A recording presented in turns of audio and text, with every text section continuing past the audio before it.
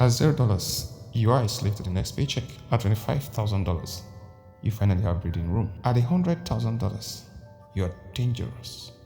But once you hit the final level, work becomes optional. I used to think getting to financial freedom was just one long road. But after reading the book Set for Life, I realized it's actually a game with 3 different levels, and the rules change at every level. Most of us were never taught this. That's financial literacy.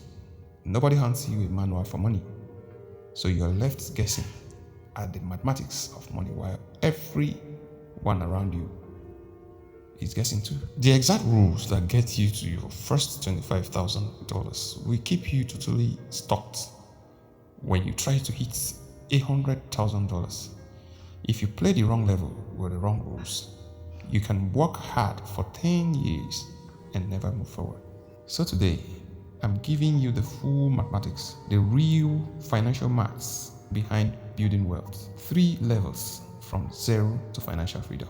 Let's start with level 1, $0 to $25,000. Most people are one bad mouth away from a crisis. Your whole life depends on next month's paycheck arriving on time. Level 1 is about escaping that. The goal is simple. Save 1 full year of living expenses. Depending on where you live, that's somewhere between $50,000 and $25,000. Think of it like a plane taking off. Without a runway, you can't get into the air. Without cash in the bank, you are stuck on the ground. This is where personal finance actually starts. Not with fancy investing, just with budgeting. Here are 4 rules that will help you save faster. Rule number 1.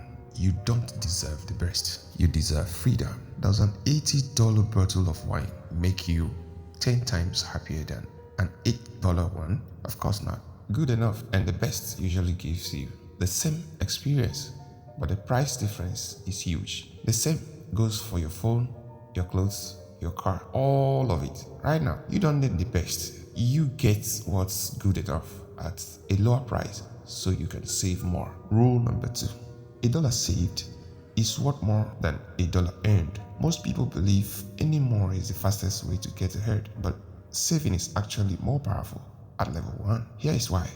Income is taxed, savings are not. If you get a $5,000 raise and you are paying 25% in taxes, you only keep $37.50. But if you move to a cheaper apartment and save $5,000 on rent, you keep all $5,000. At this stage, the money you don't spend is worth more than the money you chased. Rule number 3. Change the big things, not the small ones. On average, over 70% of our spending goes to just 3 or 4 categories: housing, transportation, food, and health-related costs. The fun stuff like coffee and clothes and the rest is less than 20%.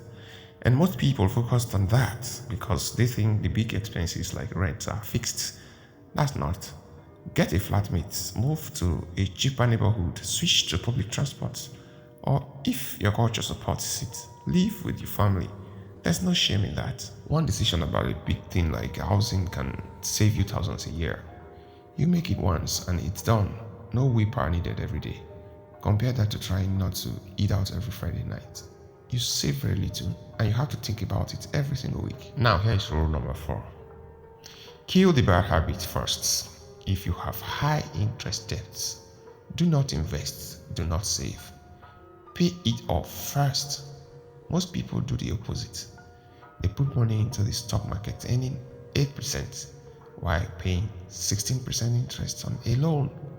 That's like running up an escalator that's going down twice as fast.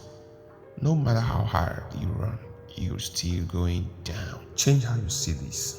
Paying off debts is investing. When you pay off a loan that charges 16% interest, you just earned a guaranteed 16% return on your money. Understanding how taxes and credit actually works is half the battle here. Every dollar you save on interest is a dollar that doesn't get eaten by either one. These 4 rules don't just save your money, they open doors to better opportunities.